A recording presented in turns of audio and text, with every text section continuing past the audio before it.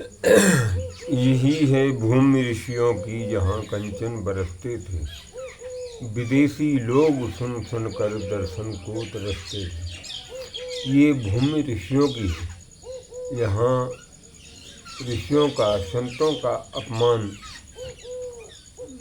कोई भारतीय सहन नहीं करेगा। तो ये हमारे देश को, हमारे भारत देश को लोग देश सोने की चिड़िया कहा करते थे। अब ये भारत सोने की चिड़िया नहीं, यहाँ पर सोने के सिर दौड़ेंगे, क्योंकि यहाँ की नीति अगर संतों की चलेगी तो यहाँ सोने की चिड़िया नहीं, सोने के शेर दौड़ेंगे। और यहाँ पर ये भारत की भूमि पर इजराइल जैसा जवाब होना चाहिए,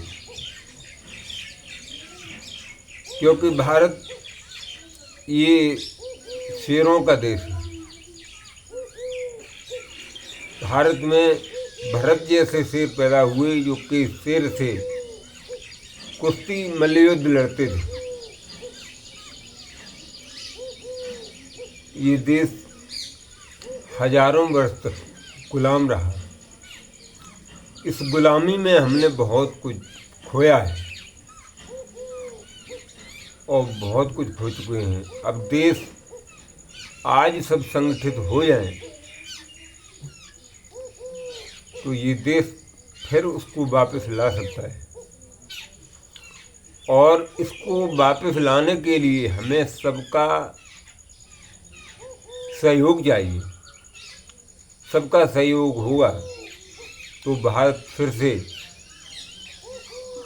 1400 वर्ष पुराना देश हो जाएगा।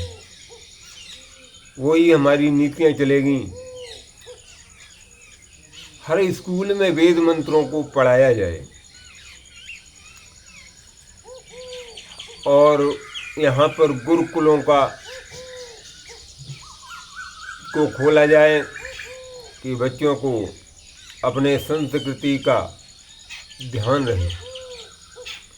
संस्कृति, पुरानी संस्कृति को आजकल बच्चे, क्योंकि लोग ये सोचते हैं कि संस्कृत सीखने से हमारी नौकरियां नहीं लगेंगी।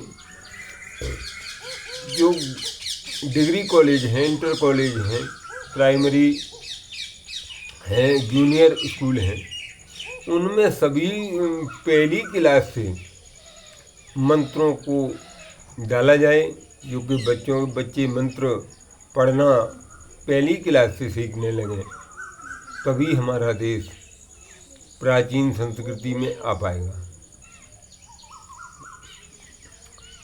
सम्मल जैसे, अनुज चौधरी जैसे अधिकारी हों, जैसे संभल के सीओ साहब हैं, ऐसे वीर हमारे देश में अधिकारी आ जाएंगे तो हमारा देश कोई समय नहीं लगेगा, क्योंकि वो समय फिर वापस लाया जा सकता है। सभी अधिकारी अपनी जिम्मेदारी निभाएं और नेता भी अपनी जिम्मेदारी निभाएं। अपनी जेबों को भरने के लिए मेरी जेबों को भरने में न रहें, क्योंकि देश रक्षक बनो, देश भक्षक मत बनो। देश भक्षक बनोगे, देश गड्ढा में चला जाएगा। ये पैसा तुम्हारा जो इकट्ठा कर रहे हो, उसको जाने में देर न लगेगी, क्योंकि कश्मीर जैसा देश तुमको पता होगा। कश्मीर में क्या हुआ? क्या पहले संविधान नहीं था? वही संविधान था। तो जैसी नीतियाँ उन्होंने अपनाई, वैसी नीति क्या हम नहीं अपना सकते? देश में उनके लिए कोई संविधान नहीं है, हमारे लिए संविधान है।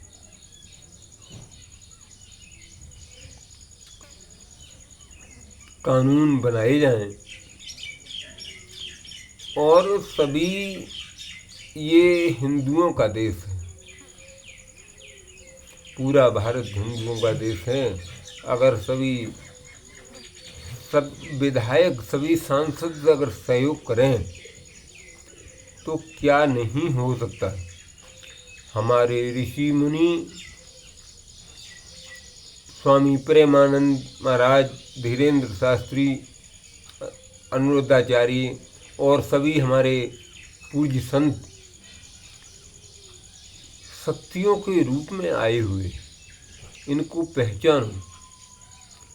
जैसे मर्यादा पुरुषोत्तम भगवान राम ने अवतार लिया, कंस, शिशुपाल, कृष्ण, बलराम जैसे लोग आकर के उन अताताइयों को मारने के लिए वो सब आए थे। ऐसी शक्तियाँ हमारे देश में पहुँच चुकी हैं और अवतार का अधिक समय नहीं, अवतार कल की अवतार होने वाला है। और अपने अपने सब धर्म में लग जाएं। सनातन धर्म को बेटा बेटी सभी अपने अपने धर्म का पालन करें, अपनी जिम्मेदारी से पढ़ें और इधर उधर के भटकावे में ना आए। ये सनातन धर्म बहुत बड़ा धर्म है, ये प्राचीन धर्म है। इससे पहले कोई धर्म सनातन के अलावा और कोई धर्म था ही नहीं, और इसके बाद ही सब धर्म बने हैं। जैसे मांसाहारी लोग हैं, उन्होंने मांसाहारी मांस खाने के लिए अनेक अनेक धर्म बना दिए। अब जो बौद्ध अवतार है, बौद्ध अवतार में बुद्ध भगवान ने तो बहुत कुछ किया, बहुत बड़ा त्याग किया। वे हिंसा नहीं करते थे, ना कोई शराब पीता था। तो आप क्यों बौद्ध को मान रहे हो?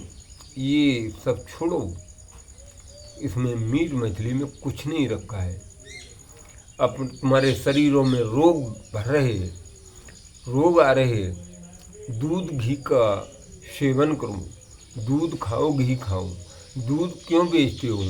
घी पियो, दूध खाओ, मठा खाओ, सेब खाओ, संतरा खाओ, मेवा खाओ, मिष्टान खाओ, दाल खाओ, साग सब्जी में कितनी अनेक हमारी सब्जियाँ हैं, ये आपको खाने को बनी है। मांस खाने से क्या होगा? दूसरे की हत्या करना और अपने जीव के स्वाद के लिए क्या हो? अपना धर्म को पहचानो, अपने ईमान को पहचानो। हमारा ईमान क्या है, हम क्या कर रहे हैं? अपने अपने धर्म वर्ण में शादी करो। ओम।